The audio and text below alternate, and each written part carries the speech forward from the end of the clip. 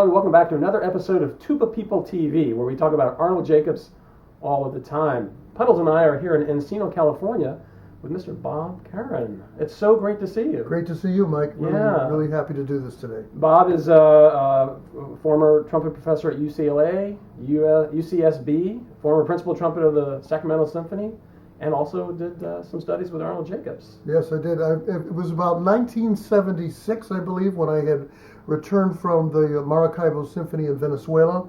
And after those 3 years there, I had a good sound, but I wasn't really comfortable with how I was producing the sound. So I was talking with some friends, and they said, "Oh, I had some lessons with Arnold Jacobs, and it had done them really helped them out."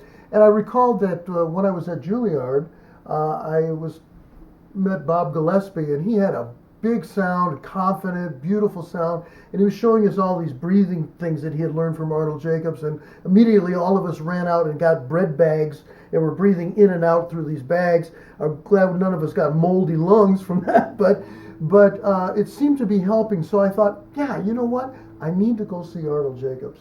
So I wrote him a letter, and he said yes, he would be happy to see me, and I arranged to go to Chicago and stay with Phil Smith, who I knew from Juilliard, and he had just gotten the job in the Chicago Symphony as fourth trumpet, and I stayed with Phil, and I went over and had my first lesson with Mr. Jacobs, and that was a mind-boggling lesson. Right away he said, "You know, you're not really breathing, you're squeezing." And he says, "You know, you need to relax, try to relax a little bit more." He said, "You know, you may have some kind of a physical condition. Maybe you should go see a doctor about that." That raised a lot of concern with me because, you know, the trumpet was my life. And I didn't want to say, "Oh gosh, I'm going to have to end my career because I have some kind of a problem." So I listened to him intently. He hooked me up to all these different machines that he has, spirometers and measuring your flow and the pressure and all kinds of things like that.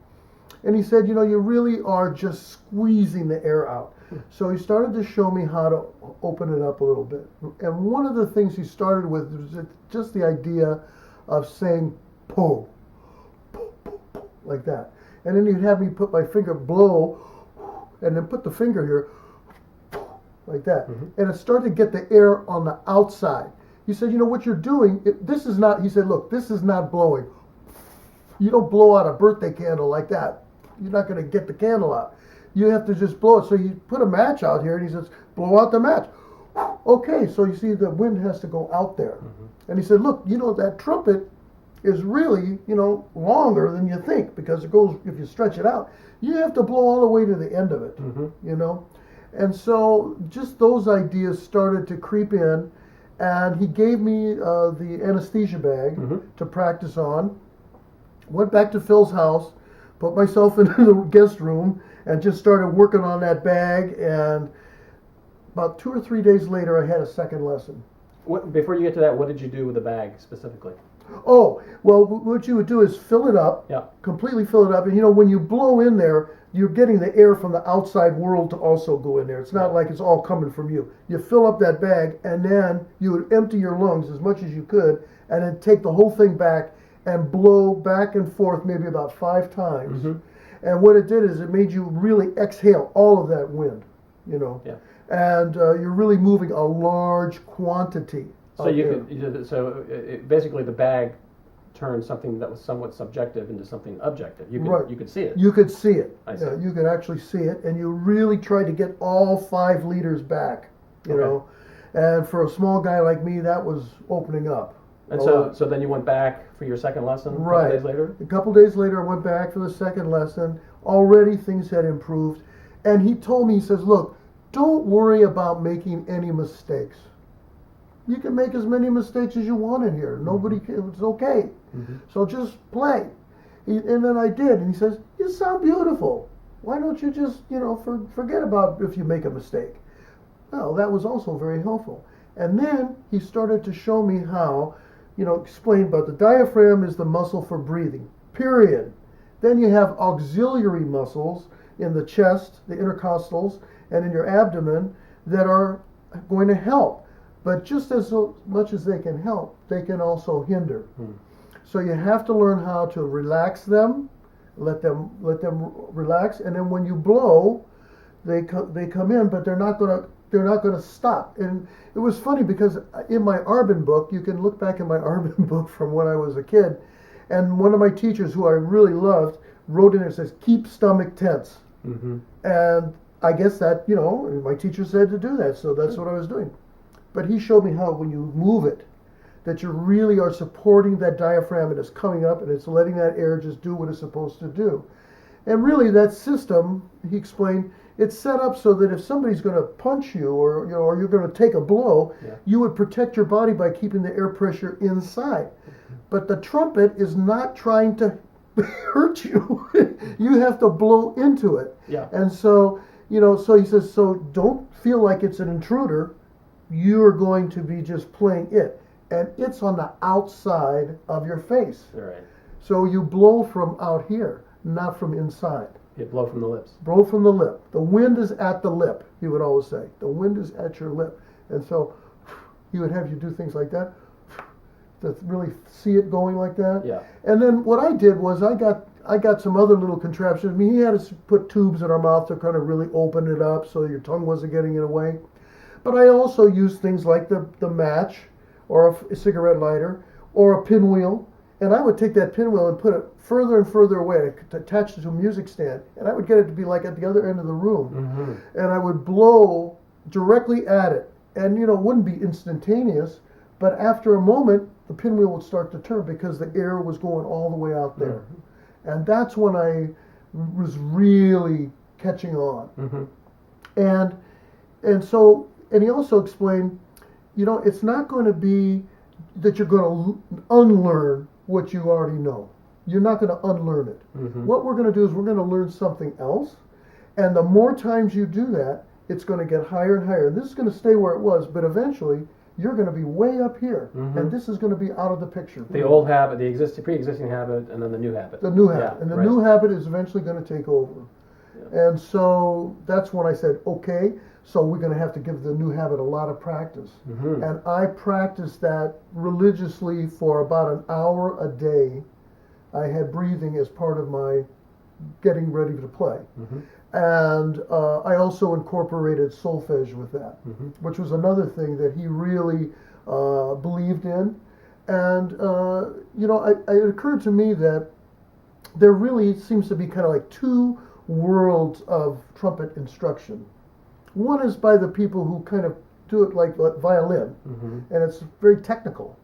And the other one is by people who are singers, and they do it more by just singing. And Jacobs is one of those. And so we used a lot of singing in the playing. And he would have me sing a passage with solfege, buzz it on the mouthpiece, play it on the trumpet, just whisper sing it, like that. And so by doing all of those things, eventually it all just became a song. And so it didn't matter whether it was the instrument in your hand or the mouthpiece or singing it or blowing the right wind. It always was the same process mentally. And I thought that was just amazing. It was just mind-boggling to me. Opened up a whole new world. That's great. Yeah, it was fascinating. Bob, that was a pretty amazing first couple lessons. That was Well, very it was information filled. And then I went on to New York and I got an apartment and I took an audition for Emerson, Lake and Palmer a tour, and I borrowed all the instruments to make the audition because I'd sold all my trumpets in Venezuela. People wanted them. Oh. So I borrowed instruments from Louis Ranger, went up to Boston, took the audition, and I remember I played the Haydn trumpet concerto, all kinds of things like that. And they asked me at the end, they said, well, if you had, what's the highest note that you can play comfortably? And I looked at him and I said, low C. and it kind of went back to an old story, they said, you can do all kinds of things, but can you play a beautiful low C? So they started laughing. They said, now look, on this job, you're going to be the trumpet player, not the comedian, okay? And I said, that's fine. And that's when I knew I had the job. And it was a wonderful job. I was with some terrific players from New York and London and Boston, and we had a great time playing, and it was just like a fantastic. And all that stuff that Jacobs had shown me was already coming to play. Well, what brought you back to Jake? Because you studied, I think you told me off camera, you studied with him for about a 13-year period. Right. What keep you? Well, I just kept wanting more. It was, I wanted to know more. And so, as a matter of fact, like on that tour, or later on when I was working with Engelbert Humperdinck and I was touring all over the place, whenever I got close to Chicago, I'd give him a call, say, can I have a couple of lessons? Sure. He said, where are you right now? He's always asking me where I was because I was always touring all over the place. And so I would stop in, and he actually, the lessons started to change a little bit. Surely he would review a lot of the things he told me about the breathing and all of that sort of stuff. Mm-hmm. But also he started to incorporate more of the musical things that he wanted to hear, and what was the sound that was in my head. And one of the things that he told me was, he said, I want you to think like you're Bud Herseth, and you're going to play pictures in an exhibition. Now just concentrate on, wait till you hear the sound, and then play. And I picked up the horn, took in the breath, and I couldn't believe what I heard. It was Bud Herseth right there. And he said, he would always go like this, if it was right. It made you feel really good. And then he said, the Cubs, did you ever go to the Cubs game? I said, yeah, I went the other day. It's pretty bad, but it's fun to go to the game. Yeah. And he said, well, think about the Chicago Cubs. Think about the game you saw the other day and play pictures. And I thought about the Cubs, and I picked up the horn, and nothing came out. Nothing. I couldn't get a sound out. And he just started laughing. He says, you see, there's two trumpets, the one in your head and the one in your hand. He says, it's like the player piano roll to the keyboard. You have to have this thing going completely right before you do this. And he said, and so, he would say you have to concentrate more on exactly the sound, all the components of the sound. Mm-hmm. It's not just the pitch of the sound. It's not just the articulation of the sound. It has nothing to do with whether it's tongued or slurred. It's what is that sound exactly. And often I would be picking up the horn to play, and he'd go, no, no, no, no, no. I didn't even do anything yet. No, no, no, no, no. He knew that I wasn't concentrating. And he was right. He was right. I was thinking about something else. I was thinking about what is it going to sound like. You can't think about what it's going to sound like. You have to know what it sounds like. And that was like a big thing for me, to really get that deep of concentration. And what would happen when I would be playing in some of these different orchestras I was in is I would finish the show and somebody say, hey man, great job. I didn't even know I had played. I was so involved with just the music itself that I wasn't even aware really that I had been performing. It was just the music, that was it. And sometimes people will say, wow, it sounded like you're just singing it out.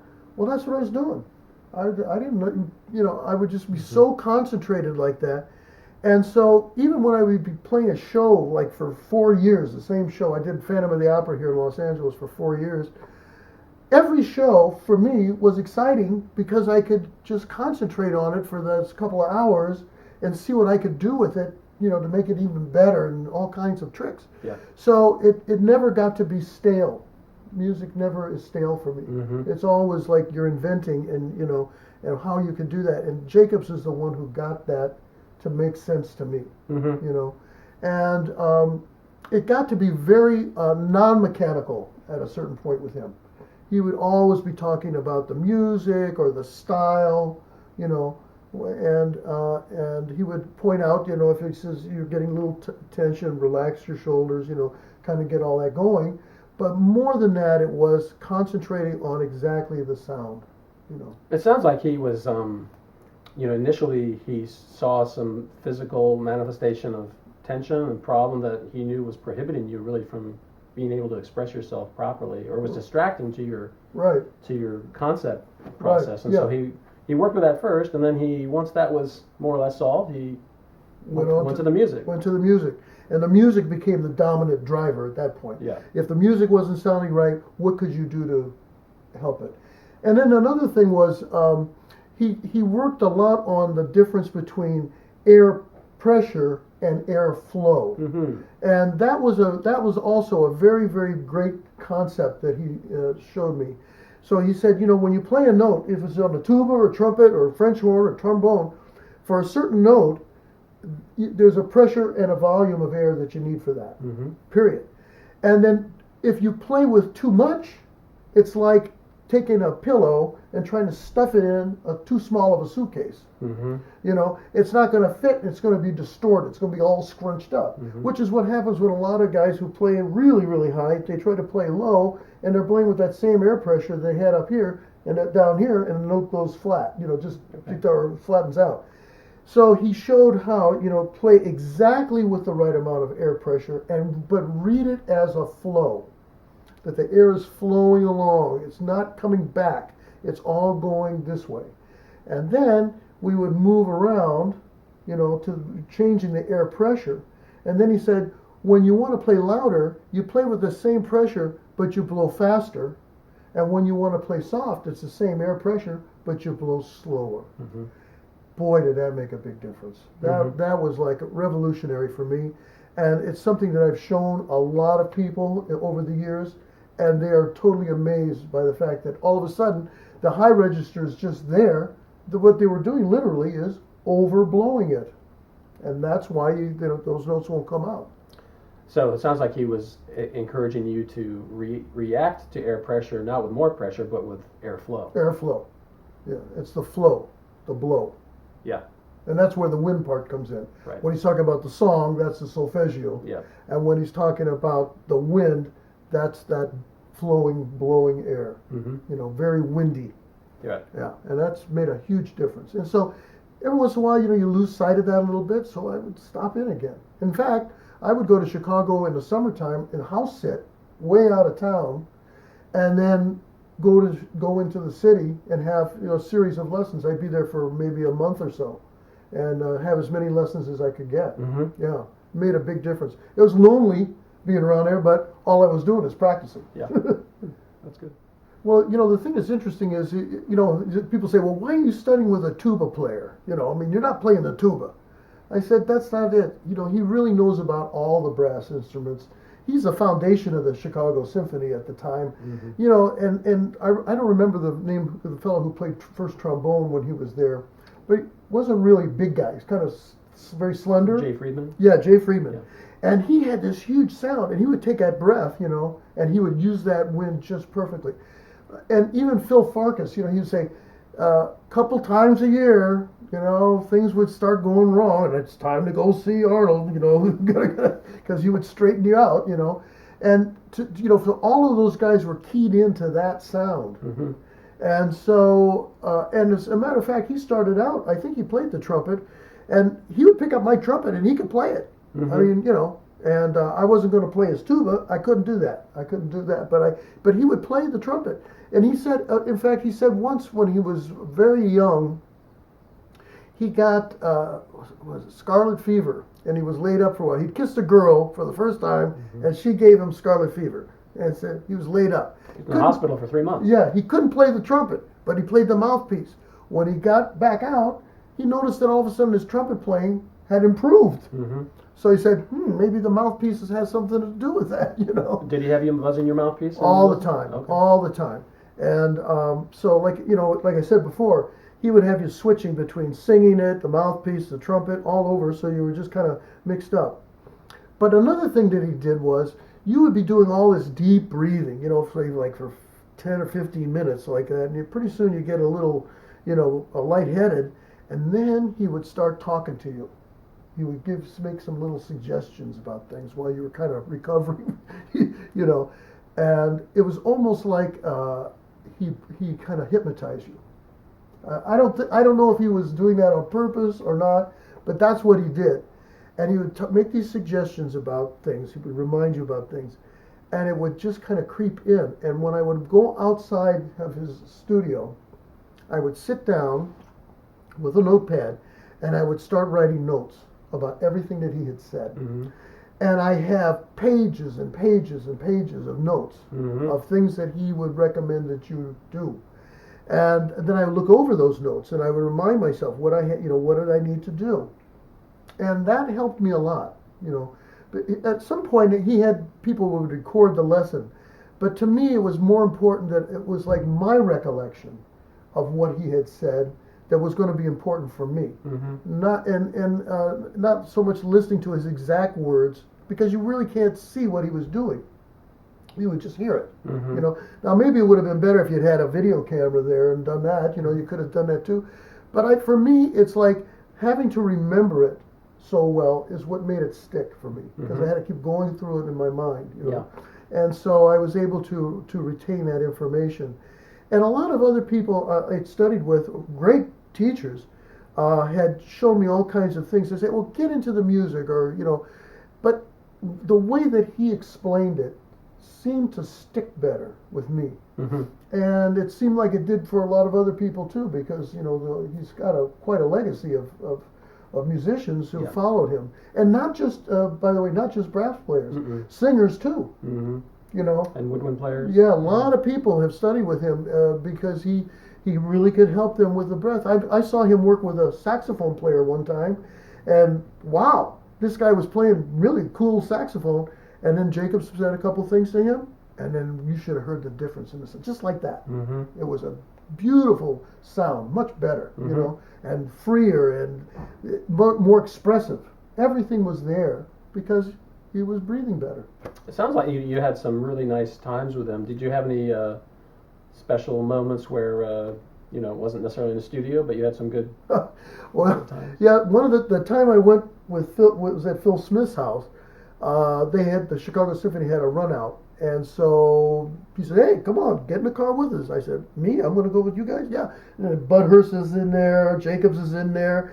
I can't remember who else, and Phil. And I'm sitting in the back seat listening to these guys talking, and all they're talking about is going fishing, and why was it that it was so nice that Budweiser came in a bottle that was almost the right size for like a trumpet mouthpiece. I just, and of course I was kind of, scared in a way, shy back there, because, these guys were like, the gods. Yeah. But it was a lot of fun. And at the International Brass Conference too, 1984. I was there with the Los Angeles Brass Quintet, and oh boy, we volunteered to play in front of the world there. And Arnold was there with his wife, and he called on me to say hello, and I did. And then he when the show, we did an interview with him, a whole bunch of different brass players who had studied with him for M.D. Stewart, and then after the conference is over, he said, well. Bob, where are you going now? And I said, well, I need to get back to Chicago. He said, well, look, how about you drive us back? It's a kind of a hard drive for me, so why don't you drive us back? So I did, and we had a wonderful conversation on the road, and he took me to a little restaurant that he really loved to eat at, had some fish, and just a wonderful time. And so when they came out here to Los Angeles to play, my son had was just a tiny little guy, maybe about 2 years old, something like that. And I took him out to a really great delicatessen here in LA, and we had another really great visit. And he really became a very, very close friend at that point. That's great. So I mean, I still, I only had the highest respect for him, and that's why you don't hear me calling him Jake too much. I don't even know that he particularly liked that. I'm not sure. I was always a little worried about that. But the closest I got to being familiar with him in terms of naming him would be to say Arnold. I just had nothing but the highest respect. But he was a really, really great friend. And I remember one time after a lesson I had at his home, we were sitting around the dining room table, and we started talking about all kinds of topics, and he started talking a little bit even about politics and why this is this way and this is that way. He's a very insightful guy. Very well informed. Very well informed, very intelligent, extremely bright on lots of different things. As a matter of fact, all that breathing equipment he had there, he did diagnose some things occasionally. There were people who had to go to see a physician. Did you end up going to check out if you had a condition that he mentioned? No, because after that first lesson, that started Okay. to disappear. Okay. So it was pretty much obvious that it was just what I was doing to myself. Yeah. I was fighting myself. Did he ever talk about Star Trek at the dinner table? Oh, all the time. Yeah. He loved Star Trek. And when I did a Star Trek TV, and I called him up and I said, make sure you listen to the next episode. I'm on it. And he said, whoa, okay, yes. Very good. Wow. Yeah, he was a real Trekkie. He That's loved great. Star Trek. Well, Bob, thank you so much for allowing us to come into your home. You're getting ready to leave Los Angeles. Yeah, my wife and I bought a house in Wimberley, Texas, Wow. which is not far from Austin. It's about 35 miles outside of Austin, and on the way to San Antonio. It's a beautiful part of Texas, so we're looking forward to having a little easier life there. Life here in Los Angeles has become hectic, as Yeah. you saw when you drove over course. here. I'm sure Of course. the traffic is unreasonable, and there It's I nice. might see 1 or 2 cars pass by my house in a day. Yeah. That's it. Well, you'll still continue your website, trumpetbob.com, right? And Right. so people who are interested in learning more from you can log on to trumpetbob.com and Right, get some and information. so we're going to have Skype going there, so we can communicate, or come on down to Texas, There have you a go. good time.